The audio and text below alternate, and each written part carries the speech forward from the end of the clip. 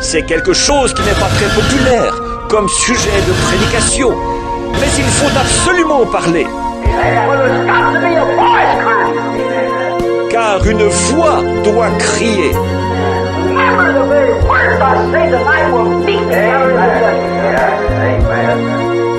Souvenez-vous, les paroles mêmes que je prononce ce soir me rejoindront là-bas au jugement.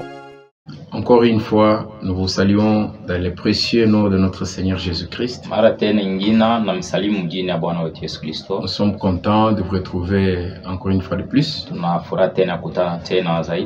C'est la grâce de Dieu que nous soyons tous en forme. Je vous remercie, vraiment je suis content pour vos félicitations.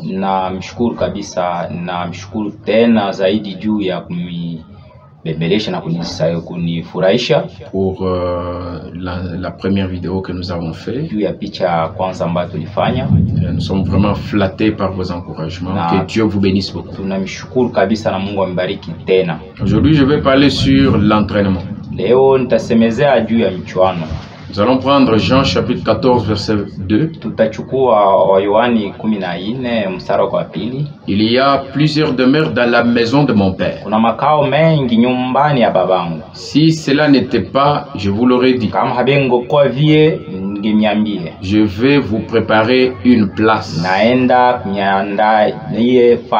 Et lorsque je m'en serai allé, que je vous aurai préparé une place, je reviendrai et je vous prendrai avec moi, afin que là où je suis, vous y soyez aussi. Avant de commencer, je vais vous lire dans Dieu tient sa parole.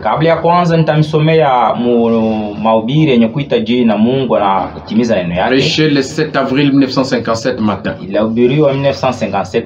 Au paragraphe 30. Je lis au milieu. La parole de Dieu se développe.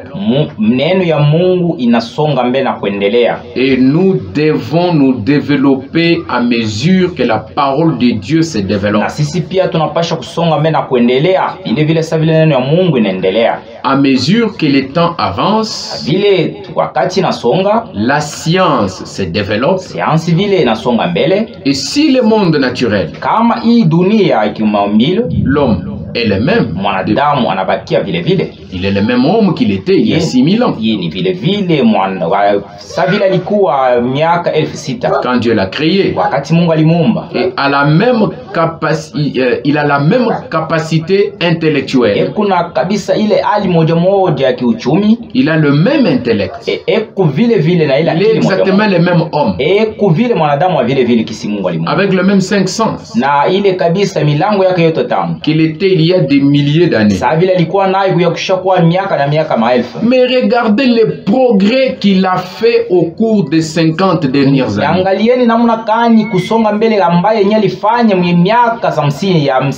Regardez ce que le Fils de Dieu déchu. Il a inventé des automobiles, la radio, les lumières électriques, les bombes atomiques et les avions à réaction. Regardez à quelle vitesse les pages de la science tournent rapidement. Mais nous cherchons à nous attarder sur un vieux credo d'église.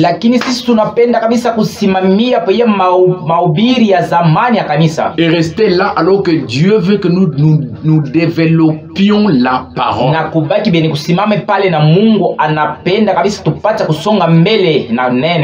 Comprenez ce que Dieu veut? La bouche de Dieu dit, Dieu veut que nous développions la parole. Pourquoi? Nous vivons dans les derniers jours. Nous vivons au temps où la magnifique église de Dieu devrait se tenir debout, resplendissante comme l'église de la vallée.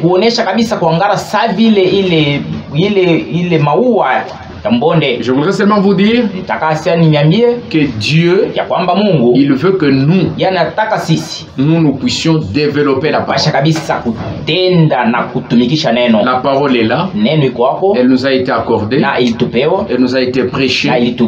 Nous avons la charge, la responsabilité de développer cette parole que Dieu nous a déjà donnée. La parole, c'est une mine remplie de richesses. Nous pouvons trouver beaucoup de minéraux dedans qui peuvent nous aider pour notre bien. Ce soir, la mine que nous avons trouvée, c'est l'entraînement. Frère me dit dans les comptes à rebours, paragraphe 23, verset le 9 septembre 1962 matin, il dit chaque chose dans le naturel est un type du spirituel. Écoutez bien, tout ce qui existe dans le naturel, rappelez-vous donc que chaque fois que vous voyez une chose dans le naturel, elle est un type du spirituel. Je répète, c'est là que j'insiste, chaque fois que vous voyez une chose dans le naturel, elle est un type du spirituel. Et bien ce soir pour nous, c'est l'entraînement. Le dictionnaire dit l'entraînement, c'est l'action d'entraîner ou état de ce qui est entraîné au sens figuré. Dans le domaine sportif, c'est un régime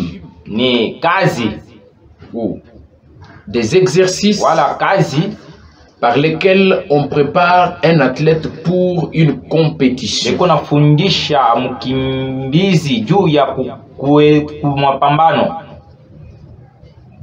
Ou un cheval pour les courses. Et d'une façon générale, toute préparation d'un exercice physique ou intellectuel. Donc il y a dans l'entraînement une préparation. Dans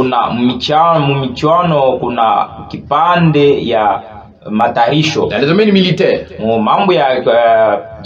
ça signifie préparation d'une armée à la bataille par des répétitions d'action militaire. Retenez tous ces termes parce que nous en aurons besoin au cours de notre exposé. Mais vous allez remarquer que dans ces définitions que je vais te donner, il y a un mot qui revient, c'est la préparation. Et donc l'entraînement est une préparation. En d'autres termes, ma prédication, c'est la préparation ou l'entraînement. Eh bien, on s'entraîne dans plusieurs domaines de la vie. Dans l'astronautique par exemple, les astronautes doivent s'entraîner sur Terre, sous l'eau, avant d'affronter l'espace.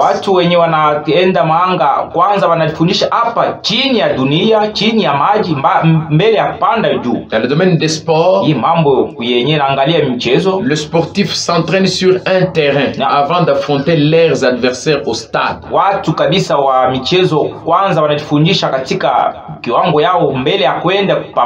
Dans le domaine militaire, les militaires s'entraînent dans la brousse avant d'affronter leurs ennemis sur le champ de bataille.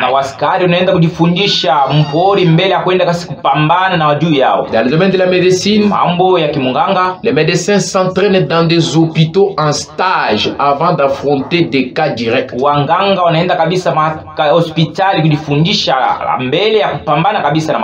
Eh bien, vous allez voir que dans tous ces entraînements, chacun s'entraîne dans des conditions qui avoisinent la réalité.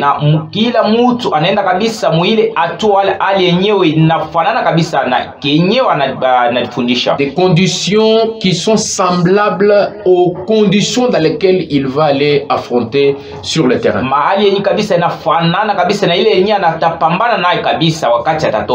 Eh bien, avant chaque épreuve de force, il y a un entraînement. L'espace est une épreuve de force pour l'astronaute.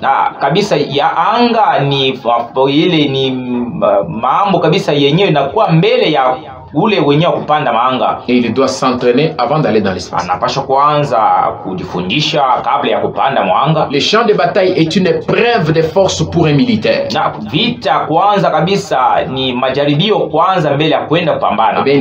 Il s'entraîne aussi dans un champ semblable au champ de bataille.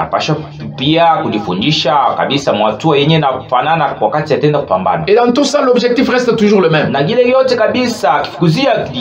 L'amélioration des performances.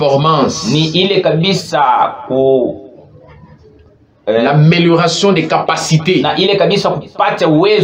en vue d'affronter la réalité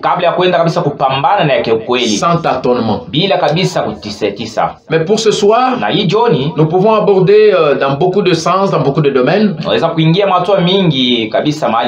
comme pour notre thème précédent sur la magnétosphère. Il y a beaucoup de sous-points que nous avons juste d'abord suspendus, que nous viendrons reprendre peut-être à l'avenir.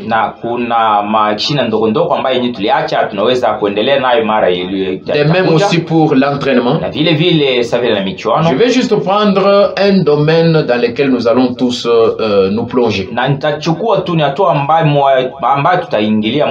Le domaine de l'astronautique. Fabana me dit que nous sommes des astronautes. Il y a eu l'âge du cheval et du bouguet. C'était l'âge de la sanctification avec Luther. Ensuite l'âge de l'automobile. Sanctification avec Wesley. Oui, c'était l'âge de l'aviation. C'était les pentecôtistes. Avec la restauration des dons. Le baptême du Saint-Esprit qui activait les dons dans l'esprit. Et Fabanam va plus loin, il dit, pour notre temps en nous, c'est l'âge des astronautes. Donc c'est la technologie la plus haute sur le plan du voyage. Et c'est ça que nous allons développer.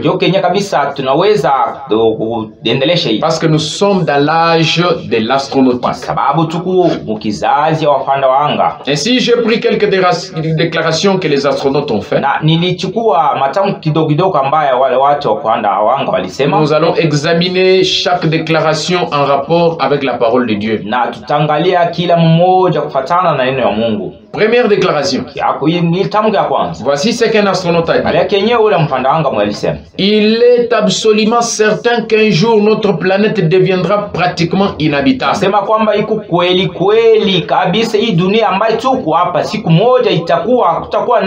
Je vous épargne des détails comme les noms des astronautes et tout ça. Je vous donne les déclarations. Et cet astronaute qui dit que notre planète deviendra un jour inhabitable. Mais nous avons un astronaute. Notre Dieu lui-même est un astronaute. Il a parlé à travers des prophètes. Et voici ce qu'il nous a dit. Il nous a dit dans 2 Pierre chapitre 3, verset 3, je vais descendre jusqu'au verset 7, parce que c'est là où il y a notre pensée. enseigné par vos apôtres, sachant avant tout que dans les derniers jours, il viendra des moqueurs avec les railleries.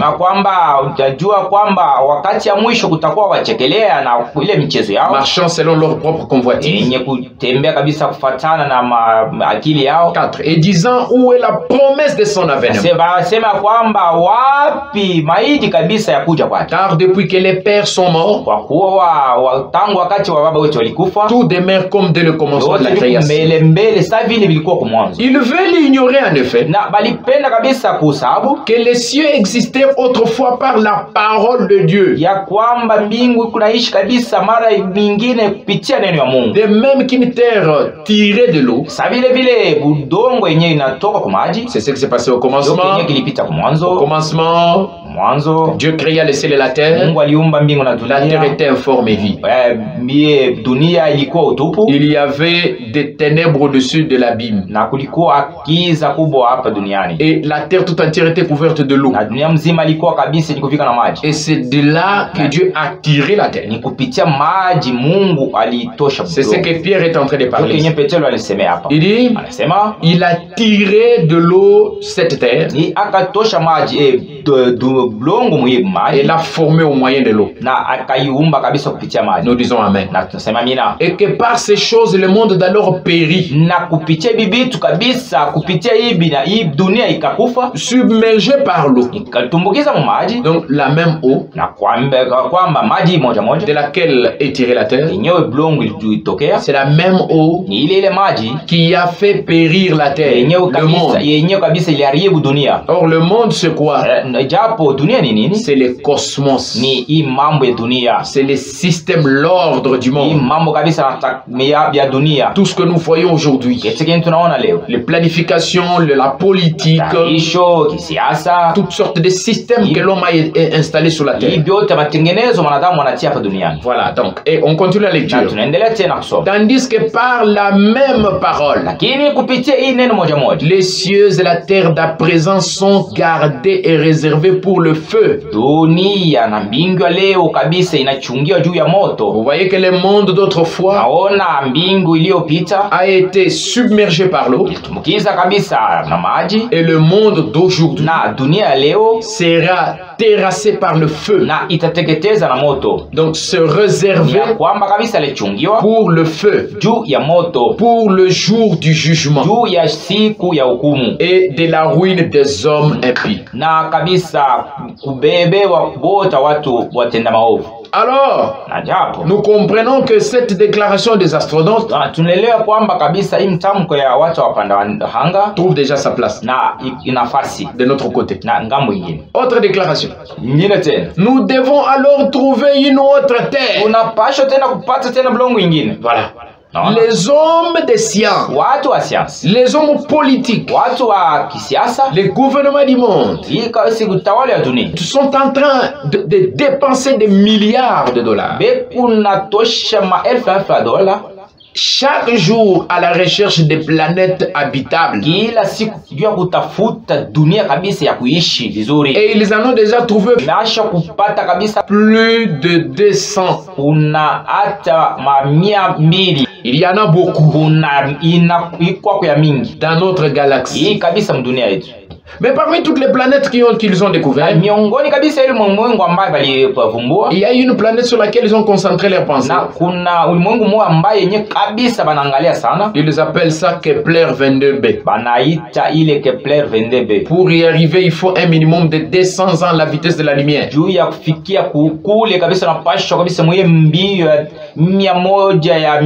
Or, jusqu'ici, aucun engin capable de filer même à la moitié de la vitesse de la lumière n'a été inventé. La lumière voyage à 300 000 km par seconde. Elle met 1 seconde et demie de la Terre à la Lune. Mais la première fois que l'homme a mis le pied sur la Lune, l'engin le plus rapide a mis 3 jours. jours pour arriver à la lune. Eh bien, pour l'épouse de Jésus-Christ, c'est simple. Pendant que le monde scientifique est en train de préparer une place, il nous a fait une promesse. Dans la maison de mon père, il y a plusieurs demeures. Je m'en vais vous préparer une place. Pendant que les hommes de science se battent pour cette vie, une vie qui ne peut même pas faire au-delà de 120 ans, nous nous battons pour l'esprit. Pourquoi est-ce que les hommes de science sont tellement préoccupés comme ça? Ils dépensent des millions de dollars. Pendant que l'épouse de Jésus, les enfants de Dieu croisent les bras. Jésus nous a dit, je m'en vais vous préparer une place. Qu'est-ce que la demeure ou la place dont parlait Jésus? Explication du docteur Branham. Lisons dans le message de la communion par la rédemption. Prêché le 3 avril 1955. Branham dit au paragraphe 30. Je crois que quand Jésus parlait dans Jean 14 et 10 ans, dans la maison de mon père, il y a beaucoup de demeures. Il y a plusieurs demeures. Il voulait dire un corps, un lieu d'habitation. Car les Écritures confirment la même chose et disent, si cette tente est détruite, nous en avons une qui attend. Le voyez-vous? Les êtres mortels sont les seuls à vivre dans les habitations mortelles. Les êtres immortels habitent dans des habitations immortelles. Ainsi, les lieux dans lesquels on va, en attendant de revenir, n'est pas un lieu fait de briques, de mortiers, d'argile, ni de pierres précieuses, ni des joyaux. Il dit c'est un état, c'est une condition. Nous sortons de cette dimension où nous vivons pour entrer dans une autre dimension. Et c'est une maison, un tabernacle, une demeure. Écoutez, au paragraphe 31. Et comme la lumière voyage à la vitesse de plusieurs milliers de kilomètres par seconde, et si un ange partait de l'étoile la plus éloignée pour venir ici, il lui faudrait des milliards et des milliards et des milliards d'années pour arriver. S'il partait de Mars pour venir ici, voilà la vitesse de la lumière, de l'espace lumière, ou plutôt de la vitesse de la lumière. Il faudra des milliards pour arriver ici. Et je ne peux pas croire qu'il y ait une maison si loin là-bas.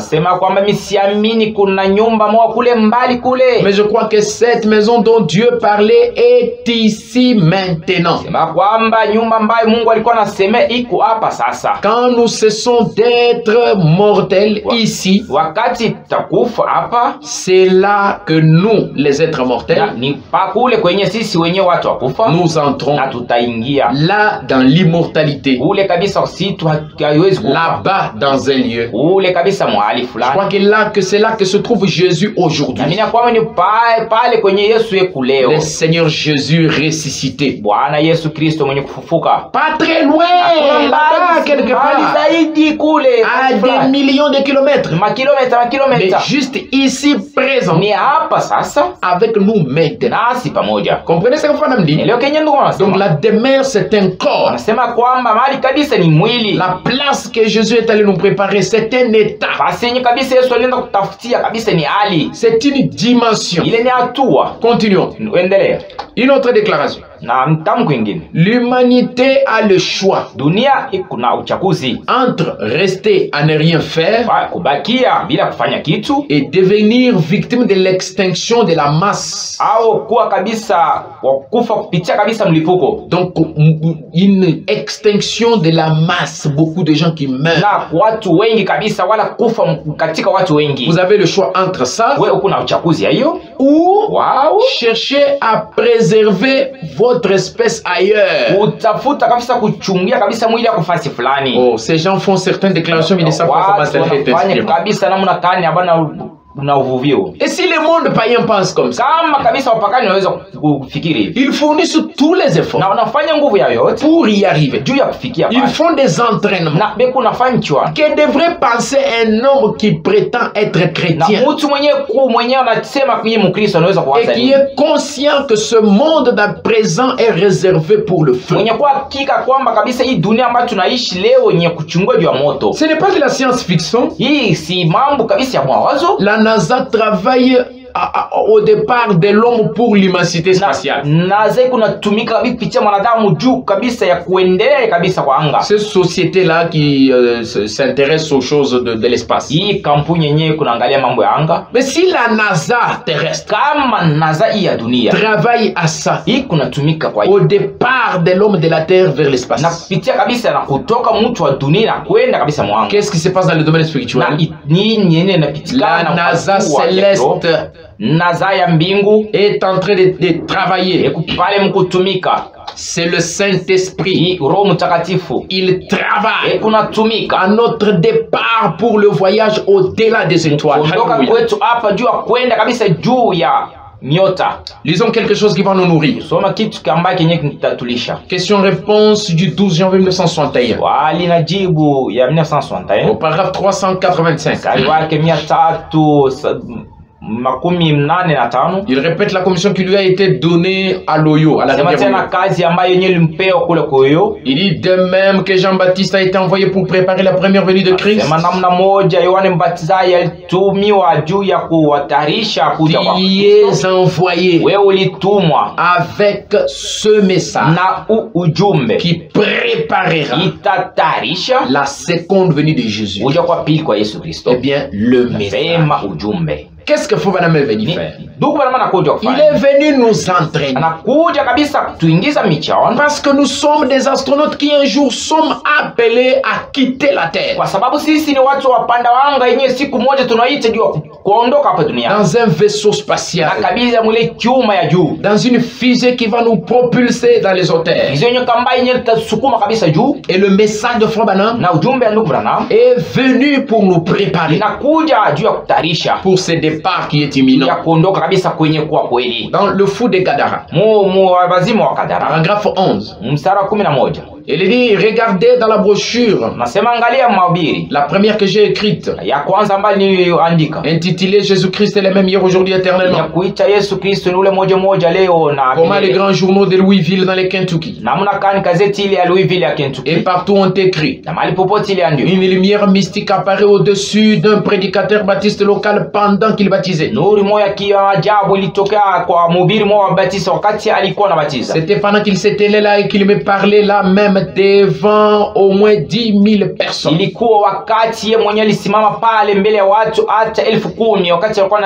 cet événement a eu lieu. Il a dit, ton ministère sera comme celui de Jean-Baptiste. Il a été envoyé comme précurseur de la première venue de Christ. Son ministère entraînera la seconde venue de Christ. Le ministère de frère Branham est un ministère d'entraînement. Gloire à Jésus. Un ministère d'entraînement. Un ministère de préparation. Est-ce qu'on va voir des tracteurs en train de préparer un chemin? Comme les gens se l'étaient imaginé au jour de Jean-Baptiste. Il a dit, j'envoie mon messager devant moi pour préparer préparer les chemins. Les fossés vont être rehaussés. Les montagnes vont être rabaissées. Les gens se sont représentés un homme qui va venir. Un OVD, l'office des routes. Avec des tracteurs partout. En train de conduire pour aller préparer les chemins pour le Messie. Ce n'était pas le cas. Nous devons avoir une compréhension spirituelle des Écritures. Et Dieu est son propre interprète. Le message entraîne la seconde venue. Or, la seconde venue, c'est l'enlèvement. Or, l'enlèvement, c'est l'épouse qui est enlevée. Et l'épouse ne peut pas être enlevée tant qu'elle n'est pas prête pour cet enlèvement. Et donc, il faut qu'il y ait un message qui doit préparer cette épouse pour l'enlèvement. Jésus vient, il se tient dans les airs, et son épouse monte à sa rencontre. Continuons. Mais il y a un obstacle majeur. Ce sont les hommes de science qui continuent. Une autre déclaration. Il faut compter avec la fragilité du corps humain dans l'environnement spatial lors de voyages interplanétaires. Oh, ça c'est le changement de corps. En 1965, la NASA a choisi Ed White pour entrer dans l'histoire de la sortie dans l'espace. Et dans notre domaine, de notre côté, le premier homme dans l'économie dédié à sortir dans l'espace, c'était Enoch. Alléluia. Amen. Après Enoch fit Élie. Après Élie fit Jésus. Trois témoins qui montrent que cette fois-ci, la prochaine fois, ça sera l'épouse de Jésus-Christ qui va être ajoutée à la liste des enlèvés. Mais il faut absolument, ils disent, une combinaison spatiale. C'est un corps glorifié.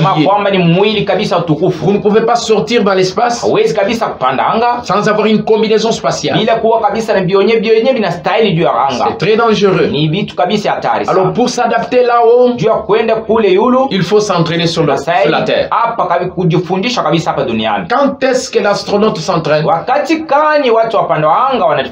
C'est maintenant. Où est-ce que l'astronaute s'entraîne? Il s'entraîne sous l'eau. Pourquoi sous l'eau? Parce que quand il sera de l'autre côté, il sera dans l'impesanteur. L'impesanteur, la force de la pesanteur ne va pas exister. Elle sera inexistante. C'est pourquoi on l'amène sous l'eau. On attache des poids à dans sa taille.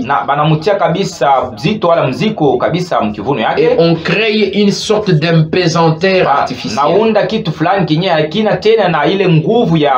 Mais nous, du côté spirituel, il faut commencer à s'entraîner sous l'onction. Sous l'eau. Dans l'atmosphère céleste. Quand le Saint-Esprit s'émeut parmi son peuple. Que signifie l'eau? Apocalypse chapitre 7 verset 15 répond à la question. Les eaux que tu as vues sur lesquelles la prostituée est assise, ce sont des peuples, des foules, des nations et des langues. Et Frère Branham dit dans le message ma commission, paragraphe 40, il dit c'est juste comme la piscine et l'eau de Bethesda. Cela ne pouvait pas dire regardez quelle grande eau je suis. Vous voyez? Et dès que l'ange quittait l'eau, il restait juste l'eau. Est-ce vrai? C'est vrai. Eh bien, je suis juste votre frère. Par la grâce de Dieu. Mais quand l'ange de l'Éternel descend, descend où? Descend dans cette eau. Cela devient alors une voix de Dieu pour vous. Il dit, si je vous ai offensé en disant cela, pardonnez-moi. J'ai perçu que cela a peut-être suscité un ressentiment. Mais je suis la voix de Dieu pour vous. Voyez, je le répète. Cette fois-ci sous l'inspiration. Frère Branham, le corps de frère Branham devient une piscine. Quand l'ange de Dieu descend, qu'est-ce que l'eau? La Bible nous a répondu, ce sont des foules, ce sont les gens, des humains. C'est là dans l'eau que nous devons nous entraîner. Sous l'eau, dans l'atmosphère céleste, la Bible dit qu'il est doux. C'est le psaume 133.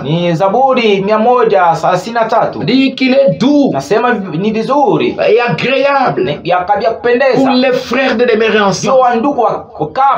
C'est comme l'huile précieuse qui est répandue sur la tête, descend sur la barbe, sur la barbe d'Aaron, qui descend sur le bord de ses vêtements. C'est comme la roselle de l'Hermon qui descend sur le montagne de Sion, car c'est là que l'Éternel envoie la bénédiction, la vie pour l'éternité. Où est-ce que l'Éternel envoie la vie pour l'éternité? La vie Zoé, c'est là où le frère demeure ensemble, sous l'eau, parmi les saints, dans le lieu céleste en Christ. Israël en Égypte. Prêché le 25 mars 1953. Paragraphe 56. Oh là là, vous voyez à qui il l'adresse? Pas une bande de bébés, à des gens qui sont assis dans le lieu céleste, qui ont été bénis. Je saute. Il dit, maintenant je vais vous parler. Il dit, à vous qui êtes assis dans le lieu céleste et qui avez été bénis ensemble de toutes les bénédictions spirituelles. La manifestation des dons de Dieu, la guérison divine, les prophéties et autres choses qui se manifestent. Il est doux pour le frère de demeurer ensemble. C'est comme la rosée de l'Hermon qui descend sur la montagne. Il dit c'est comme l'huile d'onction qui descend sur la tête d'Aaron. Aaron c'est qui? C'est le souverain sacrificateur. Et qui est le souverain sacrificateur? Le véritable, c'est le Seigneur Jésus-Christ, notre souverain sacrificateur. Hébreu dit qui est entré une seule fois pour toutes dans le sanctuaire pour une gloire éternelle. Et quand il entre là, il est la tête sur laquelle l'onction est descendue. Lorsqu'il était dans l'eau, le Saint-Esprit est descendu sur la forme de la colombe. C'est la tête qui avait été ointe. Mais cette même onction qui était ointe, elle passe à la barbe. Souvenez-vous que la barbe, c'est le type de... ça montre la paternité. Une mère n'a pas de barbe. C'est le père qui a la barbe. C'est la paternité. Elle descend sur la tête. Elle passe par la paternité. Je suis venu du père, je rentre au père. Et puis ensuite c'est quoi? Quand il retourne dans cette condition là, ensuite il descend sur le corps. La même onction, le même Saint-Esprit Saint-Esprit, la même plénitude qui était en Jésus, cette même plénitude, Jésus avait l'habitude de dire, il vous est avantageux que je m'en aille, que je retourne à la forme de la colonne de feu, pour me donner la possibilité de venir sur vous, de vous envoyer l'Esprit Saint. C'est le Saint-Esprit qui descend sur la robe, qui va jusqu'au pan de la robe, jusqu'à toucher les derniers des croyants. Et donc vous comprenez là que nous devons nous entraîner dans cette atmosphère-là. Regardez les conditions d'aujourd'hui. Tout le monde parle du coronavirus. Et nous savons que les chrétiens ne peuvent pas avoir peur. Les chrétiens doivent se préparer. Si vous n'êtes pas chrétien, c'est le temps d'être dans la présence de Dieu. Et le temps de s'entraîner. S'entraîner pourquoi? C'est là que j'introduis ma pensée.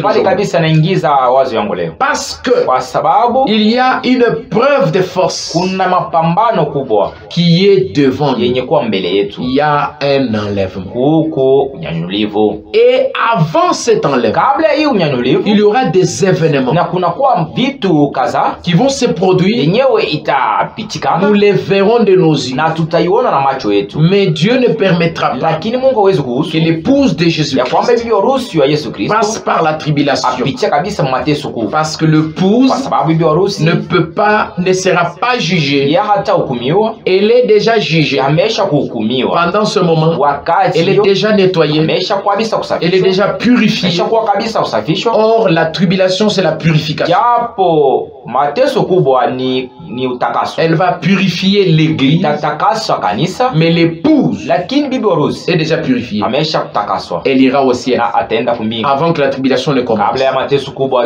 Mais il y aura des événements, des prémices qui vont être manifestés. Ce que nous voyons aujourd'hui, ce sont des signes qui montrent qu'il y a des plus grandes choses que ça. Le confinement montre qu'il y aura un jour où vous n'aurez plus à acheter ni à vendre sans avoir le nombre ou la marque de la bête. Afin de me dire que la marque de la bête n'est pas un signe matériel physique. Pour mieux le comprendre, il faut retourner à la marque de Christ. La marque de Christ n'est pas un tatouage. Ça, c'est une compréhension charnelle et pentecôtiste. De même, la marque de la bête n'est pas un tatouage. La marque de la bête, elle est spirituelle. Sur la main, ce sont les actes. L'obéissance. Sur le front, c'est la croyance. Vous croyez, vous acceptez. Tous les dogmes de cette confédération mondiale des églises. Et certains des signes se feront pendant que l'épouse est encore sur la terre pour voir.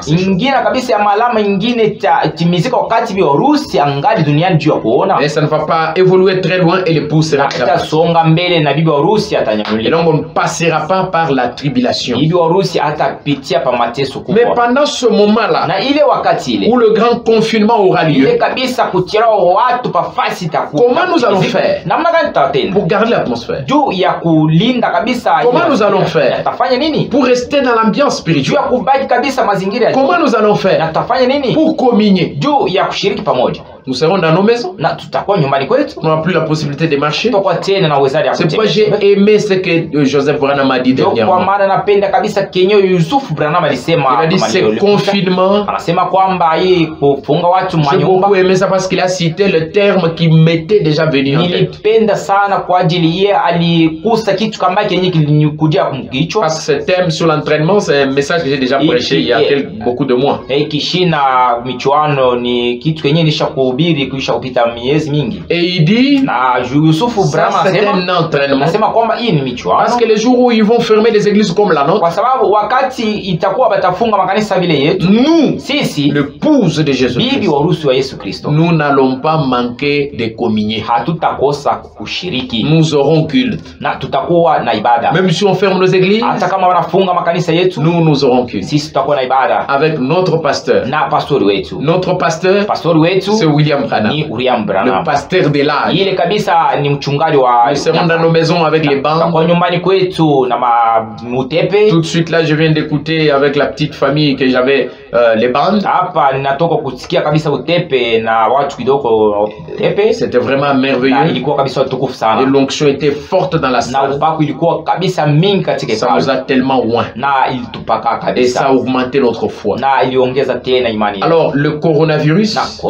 c'est un entraînement ni michuano au confinement na kutilia watu pamoja, qui aura lieu yenyewe itatimizika lors du grand boycottage. Wakati kubwa kabisa kukataa kubwa. Pourquoi ne pas s'entraîner? Kwa nini mnakataa Pourquoi ne pas se rassembler avec sa famille dans la maison et écouter les bandes? Kwa nini mnakataa kabisa kusanya na jamaa pamoja na kusikia utepe? Pourquoi ne pas être dans l'atmosphère spirituelle? Kwa nini kata kubakia kabisa mazingira ya juu? Donc l'épouse de Jésus-Christ c'était une astronaute. Kwamba bibi harusi wa Yesu Kristo ni mpanda anga. C'est un groupe d'astronautes. Ile kabisa ni kundi ya watu wapanda anga qui s'entraînent dans cette grande épreuve de force. Anafundisha kabisa ndio mapambano kubwa. Quelle est l'épreuve de force? Ile mapambano kubwa ni nini? Qui est devant l'épouse et devant toutes les églises d'ailleurs. Ni kwa mbele bibi harusi na makanisa yote ya dunia mzima. La grande épreuve de force. Ni ile mapambano kubwa. Fabana me répond dans le message la parole parlée la sémence originale. Branhama analeta jibu mwile mahubiri au paragraphe 432. Mstari yake 132. Il dit ce précurseur des derniers jours. Anasema mtangulizi wakati ya mwisho. Semera pour la pluie de la première saison. Ye kabisa tapanda ile mvua ya pande ya mwisho. Jésus sera le preuve de force. Ye atakuwa na mapambano kubwa face aux dénominations, mbele ya madhehebu et au credo, na mafundisho. Et il est sa parole. Ye ni neno yake. Quand il viendra, wakati Yesu atakuja, il y aura une preuve de force. Takuwa mapambano kubwa. L'enlèvement de son époux. Nyanyulio wa kanisa yake. La première a été celle de la montagne au Carmel. Ya kwanza ilikuwa kumulima wa Carmel. La deuxième a été celle de la montagne de transfiguration. Ya pili ilikuwa kumulima wa kubadilisha. Et la troisième sera celle de la montagne de Sion. Ya tatu itakuwa kwa mulima Siona. Pour être un astronaute, juu ya kuwa astronaute, il faut être expérimenté. Napasha kuwa kabisa na ujuzi ya mingi dans un domaine quelconque. Na mwatua fulani.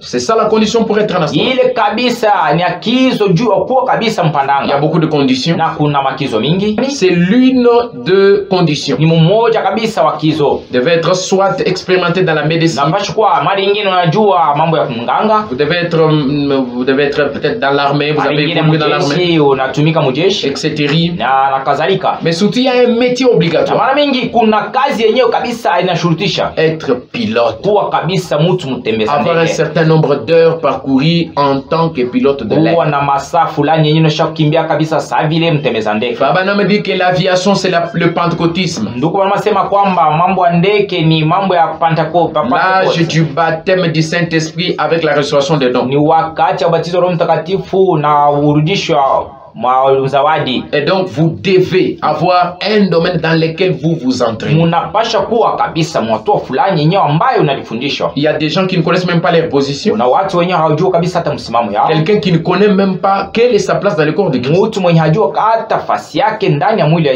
Yesu Kristo. Un véritable chrétien c'est celui qui est premièrement baptisé du Saint-Esprit. Kristo kwa kweli mtu mwenyewe anabatizwa na Roho Mtakatifu. Et qui a reconnu sa position dans le corps de Christ. Na anajua nafasi yake ndani ya mwili wa Yesu Kristo. Dans le message l'état présent de mon ministère, ujumbe ali ya sasa ya huduma yangu, prêché le samedi 8 septembre 1962 par 1938.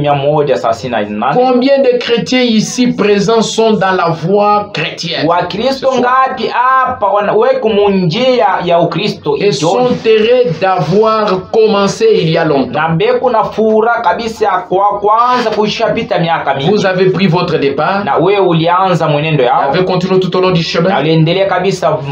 Continuons à vous approcher de la fin. J'ai pris que Dieu couronne votre ministère, quel qu'il soit. Ça peut être une ménagère. J'ai pris que Dieu couronne votre ministère. Ça peut être un prédicateur. Ça peut être un diacre. Ça peut être un laïc. Ça peut être un agriculteur. C'est faux, madame Guidi. Il dit, je ne sais pas ce que vous êtes. Quoi que vous soyez, puisse Dieu couronner votre vie de la gloire de sa parole. Et dans sa seconde venue, vous enlevez et vous emportez dans un autre pays où vous vous sentirez comme ce petit poisson dont je parlais dans cette obscurité là-bas.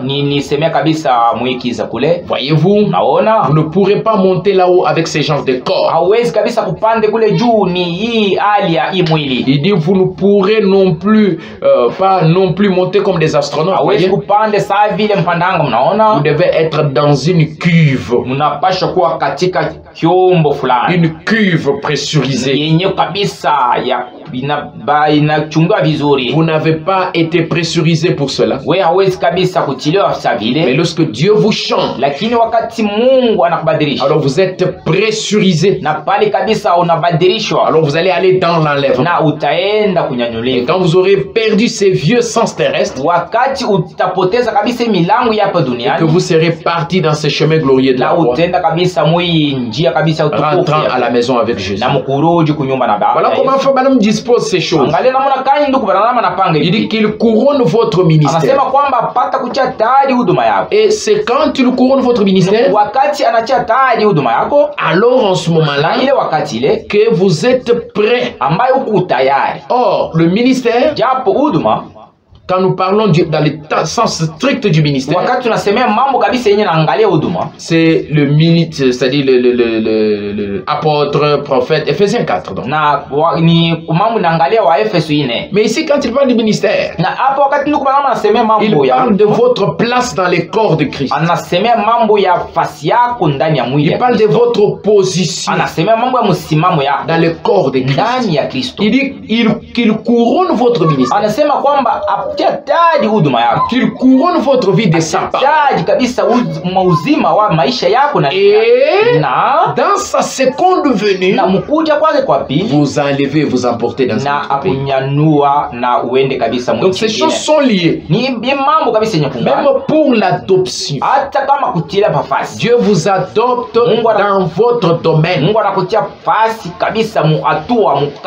Quand Josué est entré avec les enfants d'Israël dans la terre,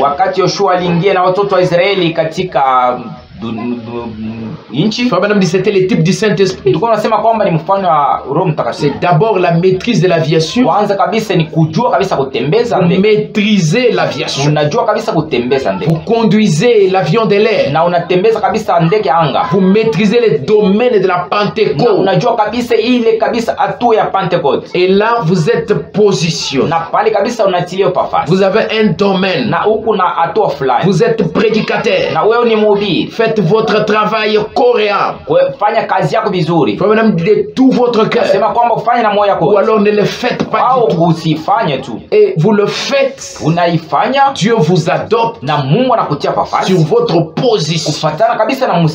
Et là vous êtes prêt pour l'enlèvement. Nous sommes dans l'âge de l'adoption. L'adoption de quoi? On vous adopte, ça veut dire on vous donne votre place. On vous positionne. Et cette position que Josué, qui est le Saint-Esprit, vous donne, c'est ça que l'on appelle plus haut ici le ministère. le couronnement. Aujourd'hui, on parle de coronavirus. Donc, c'est un virus couronné. Regardez comment il fait peur. Un virus couronné. Un démon couronné. Il est vraiment fort au point qu'il ferme les bars. Il ferme les stades. Il ferme les hangars ecclésiastiques. Coronavirus. Mais les chrétiens, lui, n'est pas encore couronné. Quand est-ce que Dieu va vous couronner? Si d'abord, vous êtes fainéant. Vous n'avez pas la force de la prière. Vous n'êtes pas capable de prier pendant 1 heure. Vous n'êtes pas capable de vous entraîner sous l'eau. Quel ciel vous allez aller? Dieu doit vous changer. Les corps dans lesquels nous allons entrer, c'est un état. Ces corps-là se forment par la parole. Papa me dit qu'il s'installe comme un petit bouton. Une petite lumière à la taille d'un bouton. Le Saint-Esprit, bien sûr. C'est déjà un corps. Il mange la parole. Il grandit. Il mange, il grandit. Jusqu'au temps où il est adopté. Et c'est là quand l'épouse en général sera prête, que l'enlèvement sera prêt. Pose-toi la question. À quel point tu es? Es-tu prêt? Ou es-tu fainéant? Est-ce que tu t'entraînes? Ou tu ne fais que dormir? Le niveau de l'entraînement dépend de la façon dont la personne considère ce qu'il est sur le point de faire ou d'affronter.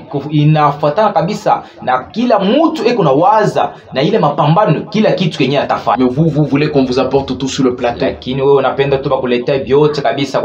Nous avons dit que pendant cette période de confinement, chacun devra chez lui à la maison avec sa femme et son époux, ses enfants.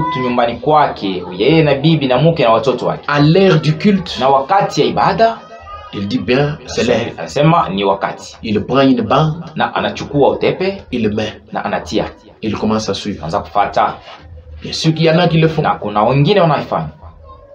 Je vous contacte, je me rassure que vous l'avez fait. Mais il y en a qui ont trouvé dans ces confinements une opportunité de repos et de récréation.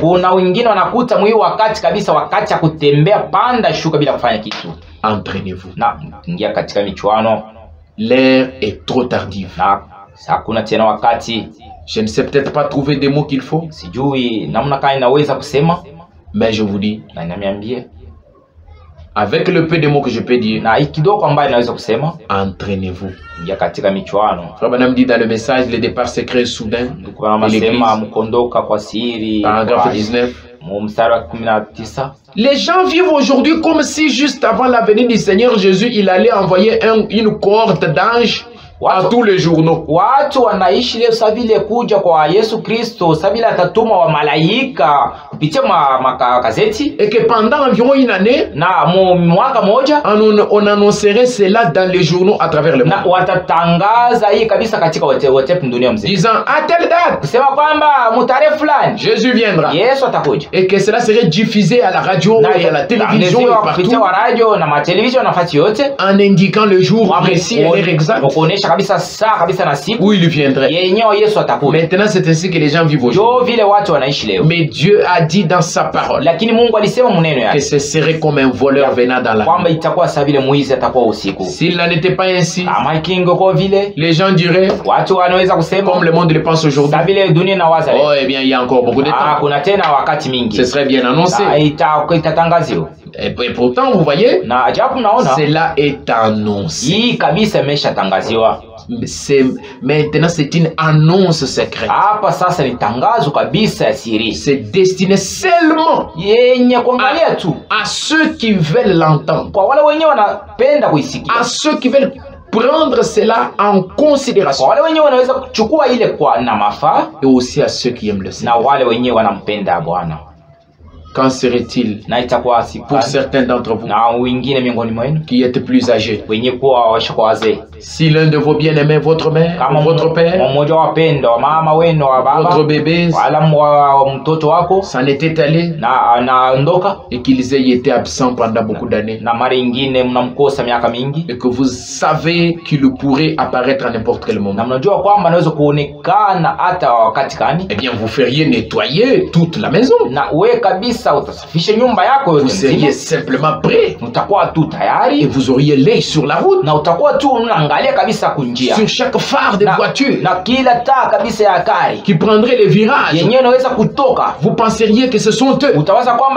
Mais c'est ainsi que l'église devrait attendre la venue du Seigneur. Tout en ordre,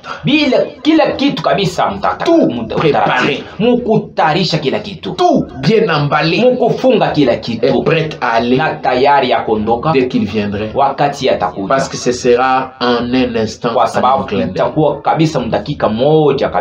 Essayez seulement de mesurer le temps que ça vous prend pour cligner l'œil. C'est exactement la même vitesse que l'enlèvement de l'église. C'est maintenant que Dieu est en train de vous annoncer.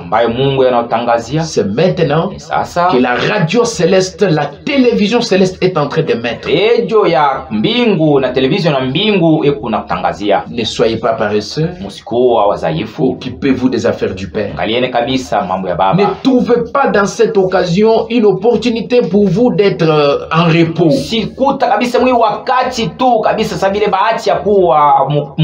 C'est le temps de se préparer. S'il y a un temps dans lequel l'épouse devait être vraiment en pleine méditation, c'est maintenant. Je lis pour terminer dans le message Élie, prêché le 18 octobre 1953, au paragraphe 25. Vous préparez le mariage.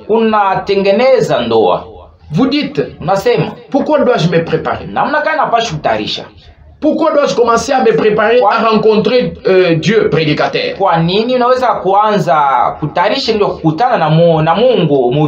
De quoi parlez-vous? Vous préparez un mariage et vous pouvez être déçu par cela. Oui, oui. Vous pouvez dire, je me prépare pour une grande réunion quelque part, ou l'une ou l'autre chose. Vous pouvez être déçu par ça. Mais il y a une préparation pour laquelle vous n'avez pas à être déçu. C'est que vous devez rencontrer Dieu. Chacun de vous. Ainsi, ce qui me fait penser, chaque fois, je sais que je vois un cheval blanc. Cela me dit, chaque fois que je vois un cheval blanc, cela me dit, je dois me préparer à rencontrer Dieu. Chaque fois que j'entends une sirène, je sais que je dois rencontrer Dieu. C'est un temps de préparation. Chaque fois que j'entends parler de la mort ou de n'importe quoi, c'est un temps de préparation. Dieu prépare. Et quand vous voyez ces choses, que vous voyez la maladie, que vous voyez les cabinets du médecin, que vous voyez ces choses, c'est un avertissement. Préparez-vous à rencontrer Dieu, car c'est proche. Vous voyez un homme, un jeune homme ici, cette semaine, et regardez encore, et on dirait que ça n'a pas fait un temps, et le voici décrépit. Nasema kwamba yafanya masiku na mnaona tena anatoka. Ses cheveux grisonnent. Na nywele yake inakuwa meupe. Et la belle jeune fille, elle flétrit. Na ule binti mwenye alikuwa mzuri. C'est un avertissement. Ile nayo ni arifu. Préparez-vous à rencontrer Dieu. Tayarisha kabisa kukutana na Mungu. Oui. Ndio. Tout ce qui vous indique cela Yote kenye kinakwambia hivi témoignera contre vous au jour du jugement. Itashuhudia ule wakati ya hukumu. Parce que en cet instant que tu suis cette vidéo, kwa sababu hii wakati unafuata hii picha, il y a un enregistrement qui s'est fait. Na kuna vitu yenye vinachungiwa kabisa. Dieu, Mungu, il a de plus grandes caméras, le plus performant. Yeye kabisa kuna kamera kubwa. Tu écoutes ce message. Nasikia hii ujumbe. Ne te limite pas seulement à apprécier. Wewe usisimamia tu pa kushukuru na kufanya vivyo kuone ni vizuri. J'ai écouté ta prédication, pasteur, c'était bon. Oh, nilisikia mahubiri yako pastori nzuri. Ne te limite pas seulement à dire que c'était bon. Usisimamia tu pale kusema ilikuwa mzuri. Prépare-toi. Tayarishe. Le frère Branham dit, c'est un avertissement. Préparez-vous à rencontrer Dieu. Oui. Et tout ce qui vous indique cela. Il dit, quand j'atteindrai le bout du chemin, et que vous atteindrez le bout du chemin, quand nous arriverons là, Dieu fera que tout ici, les arbres, il fera que chaque avertissement s'élève contre nous.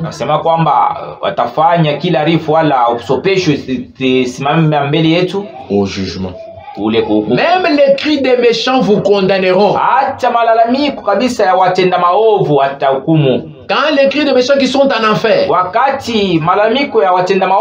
vous tiendrez là et direz, eh bien je n'avais pas, je voulais faire le bien.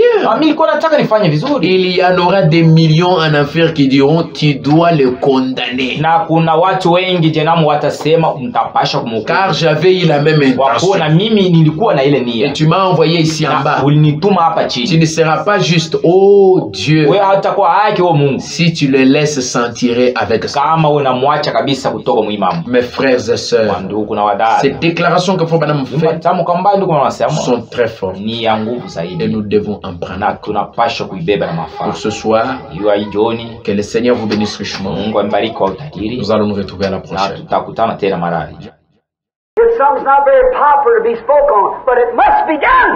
C'est quelque chose qui n'est pas très populaire comme sujet de prédication, mais il faut absolument parler. Car une voix doit crier.